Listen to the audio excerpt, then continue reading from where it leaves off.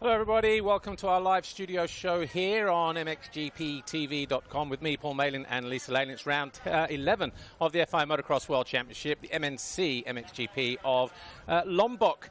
And we've got a fantastic show lined up for you today. In fact, let's give you those names right now. We've got Rick Elzinga coming in from Monster Energy Yamaha Factory MX2, Romain Febvre from Kawasaki Racing Team MXGP, and Tony Cairoli, the team manager from Red Bull KTM. But before we catch up with our first guest, Lisa Leyland, here we are, back-to-back Grand Prix in Indonesia. Brand new venue. It's been hot up until about an hour ago because we seem to be getting wet inside as well. But it's still hot though. It's still really humid. Just the rain's decided to come. But it's not a bad thing that it's a bit fresher though, is it? No. It's nice. It's a bit fresh. It's a bit of a fresh breeze. Better than being frowsy. Fresh. Frowsy. Frowsy fresh. Friday. I like being frowsy. Oh, shush. That's another show. Well, whatever. Anyway, should we catch up with our first guest? I think we should. Rick Elzinga from Monster Energy Yamaha Factory MX2. First timer on the show for us today. Rick, good to see you. First time in Indonesia for you. Is it kind of how you expected it to be from maybe watching it on images from previous years? And, you know, are you enjoying it so far? Yeah, I'm definitely enjoying it so far. It's definitely not what I expected. Of course, the scenery of the MXGP is the same as on TV, but everything around it, it's way different than I expected it to be. But yeah, it's beautiful that I have the opportunity to be here. Well, you are the reigning EMX 250 champion, obviously now riding in MX2. How important was it for you to win that championship last year in terms of the next stage in your career and moving to MX2 in a competitive team? Well, yeah, first of all, it was a big mental accomplishment after a lot of bad years of bad luck. Yeah, for me, that was the biggest thing. And of course, the opportunity to ride for Kemea Factory MX2, it's yeah, one of the biggest things I could get after the title. So yeah, I'm just glad I won the title and I'm where I'm at right now. Yeah. Well, it's your first season in MX2. I know you raced a few GPs last year, 7th overall in Trentino. How much did those GP performances really kind of help you coming into your first season this year? Oh, it helped a lot, especially the way the MX2 riders ride. Of course, their fitness is better. They ride 5 minutes longer, but the pace they ride at is a bit different than the EMX, so I could have a taste of it. But yeah, this year it's been a bit struggling with that pace, especially. But yeah, I'm improving every race, so I'm happy. Well, you actually showed in Argentina round 1 that you have the speed and the pace to ride at the sharp end. 4th and 7th for 5th overall. Were you surprised by that performance just so soon? We've got it here. Just talk us through it. Well, yeah, I wasn't surprised of it. It was just riding like myself, basically. After I got sick in Sardinia. And since then it has been a bit of a mental difficulty to get back where I was in Argentina. But yeah, it's if you are not 100%, it shows that yeah, it's just so hard to ride into front. So if you are not 100%, you will not be there. So yeah. That's the biggest thing. Yeah. And that was your first visit to Argentina as well, wasn't it? Yeah. So yeah, how did you like the track? Argentina I really love, especially also around it, all the nature. I really like that place. I would love to come back there again next year. Yeah. Well, in terms of, like you just mentioned the mental side a moment ago. Mentally, how is it different between EMX 250? Is it tougher now being in MX2? Because obviously last year you were showing up at races knowing that you were the man to beat. Now you're sort of coming in sort of thinking, right, these are the guys I've got to beat. I don't know if you've got a target on your back because you were EMX 250 champion, but in some ways you've gone from sort of like being here to here. So how difficult is it trying to sort of manage that and deal with that as a rider? Well, yeah, last year it was a bit of almost like automatic pilot, you know. Just doing my stuff, yeah, just good starts. If I was at the back, I would ride to the front quite easily, and then yeah, after 50 minutes the pace drops a bit in EMX, so I could just ride it out, let's say. And yeah, this year it's been a bit difficult, more on the mental side as well. Just yeah, everything around it, getting used to the pace, and yeah, like, you know, last year I did a couple of GPs. Yeah, you are not losing anything there; it's just for fun and to learn a bit. So you don't think much about it. And this year it's been a bit pressure from myself on my shoulders, so that's the main thing. Well, another good Grand Prix for you was Portugal, Agada. Obviously, last year in EMX 250, you said you're on autopilot a lot of the time. You won there last year, so how much of a boost in confidence was it for you going to Portugal after what were difficult rounds in Sardinia and Switzerland, you know, and maybe even Trentino, but knowing that you'd won there in the past, did that kind of help you sort of like mentally prepare a little bit differently, thinking this is a track I like, I've won there in the past? Is that how you dealt with Portugal, maybe? Well, of course, I like to ride there. I like the type of soil and just the type of track it is. And yeah, last year it was a lovely race for me there, as well as this year I was a bit unlucky on Saturday with a problem. But yeah, I rebounded on Sunday, even though I had to start from the far outside. And yeah, I just like riding there, and it was quite a good race for me there. Had some stomach issues, but yeah, just riding-wise, that's, if I ride like myself, that's where I should be around, just like Argentina and Portugal as well. But yeah, that's the thing that we can only see in the races. Yeah. Well, how was Sambao GP for you last weekend, and what did you learn about riding in these type of conditions that you can actually use coming into this weekend's races? Well, I got a good start in the first moto, and yeah, I was in third, fourth for about 50 minutes, and then I don't know what happened, but I was out of energy a bit suddenly. So yeah, I don't know what went wrong there, but when I lost the energy, the heat got to me, and yeah, the heat was really immense, especially the humidity. You know, it's hard to breathe and to ride at the same time. So yeah, it just dropped back a lot and used up all my energy. And then second moto was just trying to survive, because I already started without any energy. So that was a difficult GP. And just real quickly, so knowing that last weekend, how difficult it was, what have you done to help prepare and be a little bit stronger this week? Just better hydration, better refueling? Well, I tried to train as much in the heat as I could, make it as hard as possible, and stay hydrated, of course. Took a bit recovery time as well on Thursday and Friday, and yeah, just try to adapt to the heat. But seeing as it is right now, it's not that hot, and it's raining, so could be at home. So yeah, in Holland. Welcome to Holland, everybody. Anyway, Rick, thanks for joining us here. All the best this weekend, and yeah, we'll see you out on the racetrack a little later on today. Rick Elzinga. Right, before we catch up with our second guest, Romain Febvre, obviously you know we're doing the Behind the Gate series.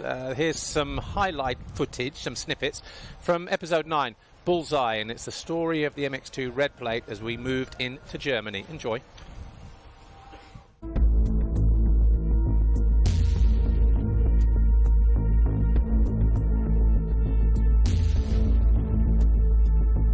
Coming into Latvia, it's a bit of a game-on situation.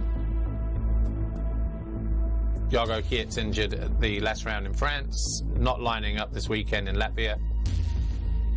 And so all of a sudden you have 3 riders who potentially could walk away from round 8 with the championship leader's red plate. It's really difficult to call going into the weekend which rider is going to be the strongest and which rider is going to take that red plate. When Jago got injured, unfortunately for him, the riders behind him just became even more hungry. This red plate is now really within my sight, and I'm going to get it. There's only 15 points separating the top 3 riders now if you take Jago Kiet out of the equation. And with 60 points up for grabs, it's very possible that one of those 3 will be leaving Latvia with the leader's red plate.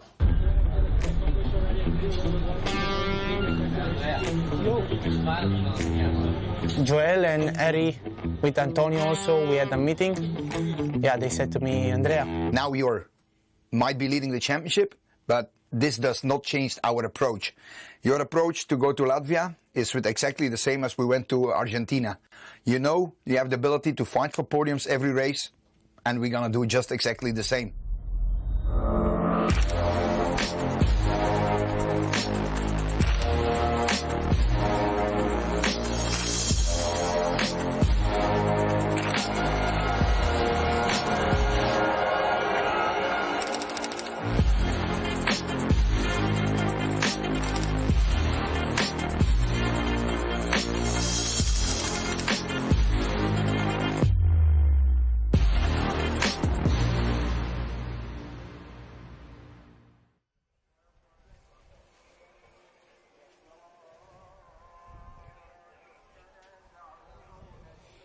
Everybody, welcome back to our live studio show here on MXGP TV with me, Paul Malin, and Lisa Leyland.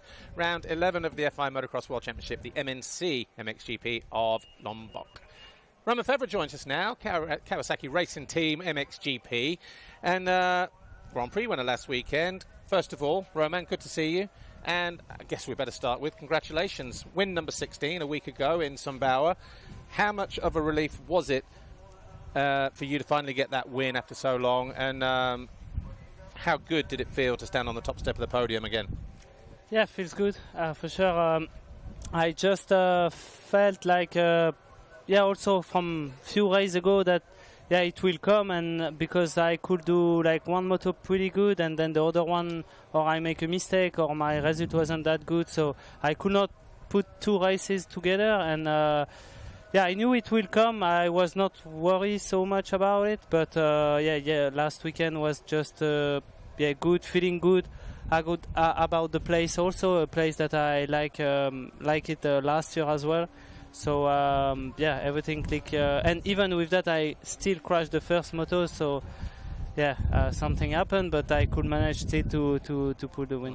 Well, look, 41 Grand Prix have passed since your last victory. 31 for you personally, because you missed 10 last year, coming back from the injury. That's a long time between drinks. How was it for you, the track in general? Because you clearly looked like you enjoyed the conditions, that loose kind of feeling, and that loose fluid riding style kind of really suited you and the conditions, I think. Yeah, everything, track that I liked, and then just bike was feeling good. Weather was difficult, but for everyone, but like the heat never bothered me so much in the past. So just feeling good. Had a good start as well, which makes always your way easier, and then a good ride and won the race. Yeah. Well, it's a new track this weekend for everyone. What were your first impressions when you did the track walk, and how was free practice a few moments ago for you? Yeah, actually it looks pretty good. Like soil is good. It's a little bit like Argentina soil, so like between sand and dirt. So I think it's gonna be also easy to maintain the track on good shape with the water and stuff. So I think that's a good point. And some places are a little bit bigger, some places are smaller. So we're gonna see how it goes by the end of the day. But I'm feeling pretty confident, and I like the jump and everything. So should be a good racing. I mean, it's a little bit cooler today, but the heat should play a factor. The humidity. How do you deal with the kind of refueling, rehydrating through the races, and also even like keeping your body temperature down in that short period of time? Yeah. So we do a cool bath. Like so we try to stay in the water like really cold before and after the race to just cool down as much as possible, and also till the start we try to cool down to of course to drink a lot, also so with some vitamins and stuff, just to try to have the most energy possible during the race. But like you said, today it's a little bit like raining and lot of clouds, so it's not that warm, but normally tomorrow it should have a little bit more sun, and we saw that week that when the sun is going out, then it's really warm, so we'll see. Yeah, well look, 5 podiums now this year, and I think before last weekend when you won, you got on the podium, probably the best one was France at Villars. How important was that one for you? Because obviously you came there with a race win, and obviously it's, I guess, a place you grew up and you knew well. And also there, I was coming from a week off with Spain because I crashed there. So obviously the wasn't the best approach to that race. Of course, I didn't know how I will felt like with my head and overall condition, and everything clicked there as well. And obviously I had the first two best moto of the season, and there I was one place to win the GP as well. So it was close, good racing, and then bring me a lot of confidence after that race. Well, we're going to have an image soon, I'm sure, but it did look like a very emotional podium for you, especially for your partner Megan. But it looked like you actually just enjoyed that moment and appreciated it as well.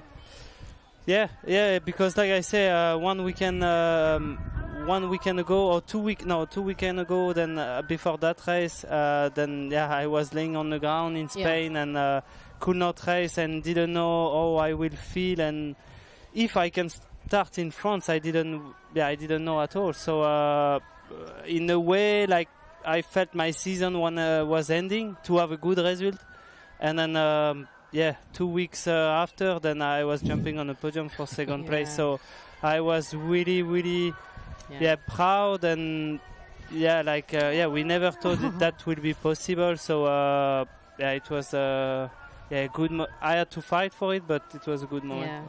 Well, obviously we're in the second half of the season now. We've got a busy period coming up after this one with 5 races in 6 weeks, with like this 2 week off and then the 3 in Czech Republic, Belgium and Lommel.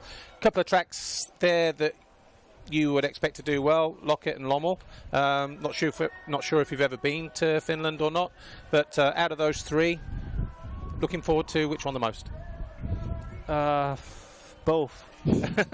Just because I feel like Loket has been one of not my favorite track, but I always perform good because of the condition.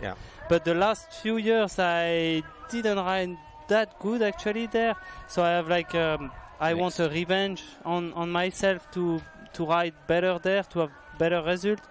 And Lommel it's one of my goals to win there, because it's the most difficult track that we got in the calendar, and I won in 21 and I want to repeat that. So let's go for win. And just really quickly, go on. You're 101 points of the lead at the moment. Do I even need to ask you, Romain, what your goal is for the rest of the season? I'm guessing nothing less than a world champion will do for you.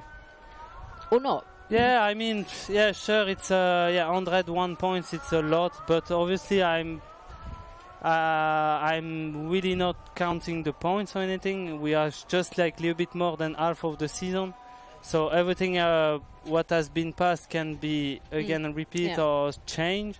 So I really don't care. I'm on a good spot. I'm second.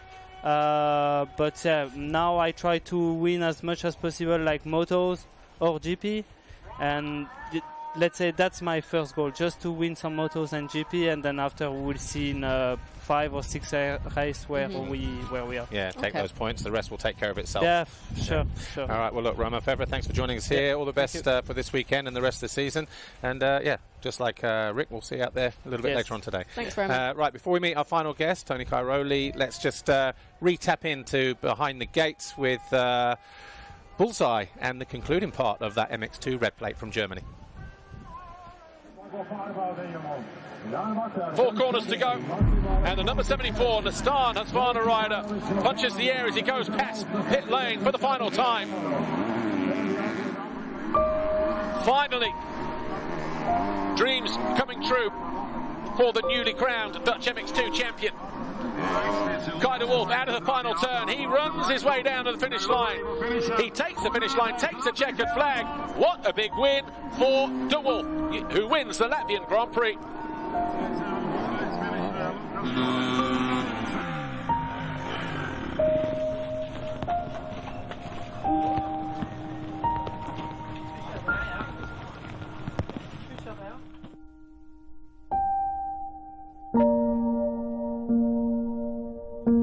away from there with his first ever Grand Prix victory in MX2. And to do it with a 1-1 on Sunday, a qualifying race win on Saturday, to take your first ever Grand Prix victory, to lead with the red plate, Mr. Perfect, all in one weekend for Kai de Wolf.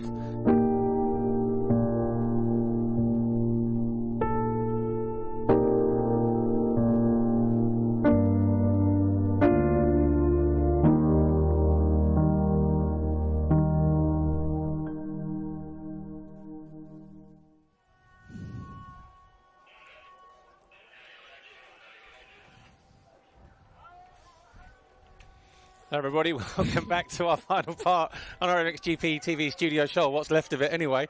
Windswept. How's the hair? Our final guest is in from Red Bull KTM Factory Racing, Tony Cairoli, our team manager for that team. Tony, good to see you. And yeah, first of all, how is team manager life treating you, and how are you enjoying it?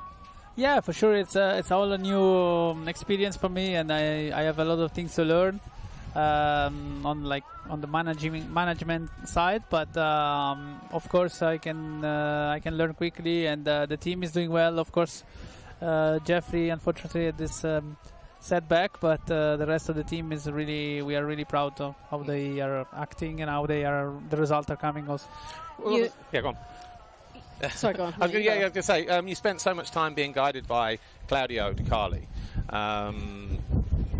How has he influenced what you do as a team manager, and is he still there for a little bit of advice, maybe? Because obviously it's not an easy role, and coming in fresh, I guess, no experience of being a manager, I guess that kind of advice, as and when, comes in helpful. Yeah, for sure. I mean, I have been, let's say, in one of the best teams of the circus for so many years, so I know a lot of how they do things, and it's helping a lot. But of course, I'm on a team which was already running good, and the guys, of course, we have a lot of new guys on the team, a lot of new mechanics also, but they already know what to do, and let's say it's a little bit easier to step in some situation like this, because we have people with a lot of experience like Valentina, which is taking a lot of care about everybody, really good. And then Harry is responsible for the mechanics. Of course, he's also quite young, but he's doing a very very good job. And for myself, I really try to learn things every week, every weekend. But I had a very good, let's say, point, to start with all my years with the Garli, for sure, which is super as a team. Well, you entered your new role with 3 new riders. Did that make things easier or more challenging? Because before this year, there was only one podium between all of them, and that was Andrea's in Mantova in 2022. Yeah, well, we know that Andrea had a very good potential, of course, but he needs to move a bit, to the Belgium side of the sport, and try to eat some sand, this winter, which helped him a lot. Yeah, I love that. The wrong kind of sandwich. Yes, I love that. Eat some sand this winter. I have been really on his same situation in my past, and I learned so much just about just living there and riding this kind of tracks in the winter. It makes you so much stronger and so much technically ready also for what you get in the World Championship.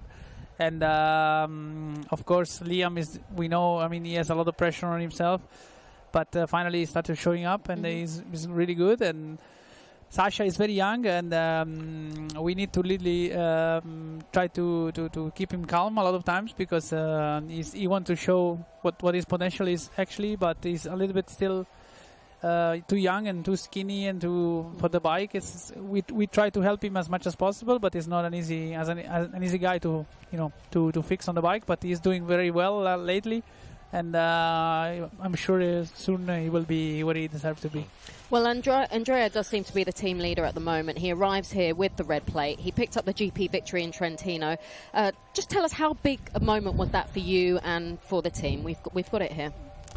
I mean, to win in Trentino for an Italian with such a great race, you know, it's in 1 and 2, you know, with the boys, it was a fantastic, and he showed really that he can handle the pressure, and that's a good sign for the championship, because you need to deal a lot with this kind of things, and yeah, so far he's doing good. Of course, when you have the red plate, it's never easy, you know. Everybody is on you, and you can make some small mistakes. Last GP was not his best one, of course, but he will bounce back for sure. I think this weekend he's really motivated, and I mean, we have Liam also, who is not so far in the championship. Of course, is there, and we try to hope, you know, that he will be also on the podium and this weekend. But overall, we are happy. Like I said, with the guys, we cannot expect for more.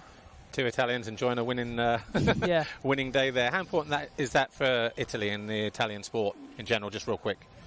Yeah, it's good. I mean, also for myself, you know, to have another Sicilian guy on the you know, on the line, it's something special, because it never happened before. And you know, I'm really proud about this thing also. And of course, you know, for the motocross, it's always nice, you know, to have Italians who win, you know, for the sport in Italy itself. But overall, I mean, he's doing good, and hopefully he can keep this momentum. All right, look, 3 minutes, 2 questions. Liam, he's also shown that he has the speed to be a contender and things like that. Not easy to manage, I imagine, because obviously his dad needs no introduction, 10-time world champion, and he's admitted that he's taken a bit of a back step recently. Was that KTM's decision, or was that sort of Stefan's decision? And obviously, how is Liam to work with?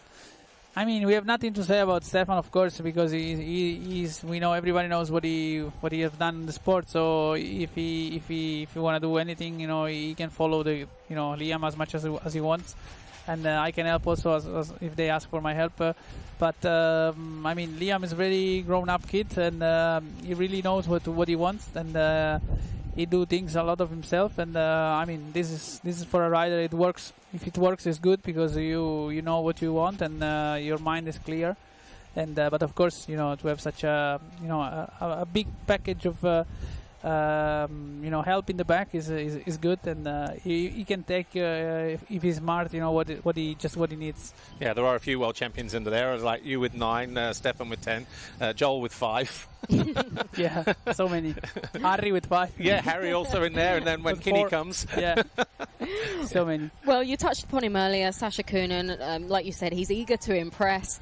He has the speed. He's talented. And it can't be easy for him when you see your twin brother picking up the GP victory last weekend.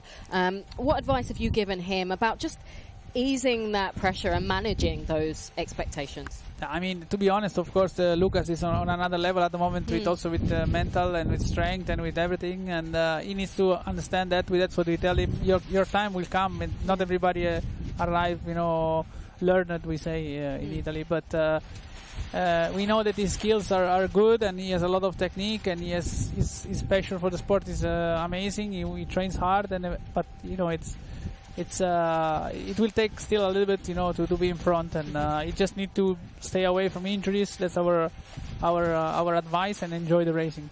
And obviously, before we do go, brand new venue this weekend, Lombok. First impressions of the track. What is the feedback from the team? The track is, I mean, in Sumbawa, I think was slightly better for me. I like it more than this one.